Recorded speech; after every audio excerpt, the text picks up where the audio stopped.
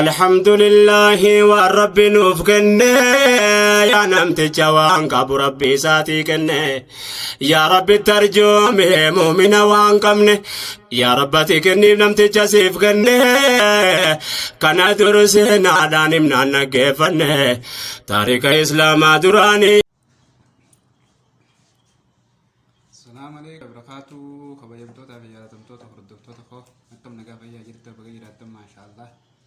أن الراس بروس واي ولو تبجون هنديفنو واي ولو دي مخين يوندات دي ملوبوت دي مجروت دي مجرينيات ولو ديغا خين ولو سبخين ولو براد أبنو ولو دافابير منو متى ولو تفادير منو هوغان كنجو أنيس أتيس سونيس نمو سدود ساتين كالتي جرون ولو برا أمة ولو برا هذا أبنو kun jechuun namni hin dhaabbanne jechuun miti.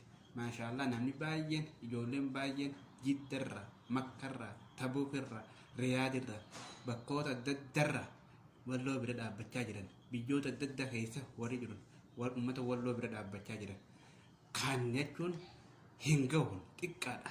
Uummata wallootiif ribuu lafee dugdaa haa taanu humna uummata walloo haa taanu. Lolli yeroodhaaf amma yeroof qabbanaa keessaan lolli keessoo itti waan jiruuf irraa hafuu hin qabnu, irraanfachuu hin qabnu, dagachuu hin qabnu. Inti rakkinni keenya ni beektaa waan takka ni kaafna, ni dubbanna, ni haasofna waan san yeroo gabaabduu booda ni irraanfanna. Kun walloon wanni walloodhaan dhimma buqqaatii dhimma akkuma harkeen gaafa dhiyoo Somaaliirraa buqqaate san dhimmiti walloo arraan tanaaf san caalaa waan ta'eef dhimma kana jabeessinee dubbachuu qabna, dhiisuu hin qabnu. Waa'ee uummata walloo agargaaru, uummata walloo biraa dhaabbannu.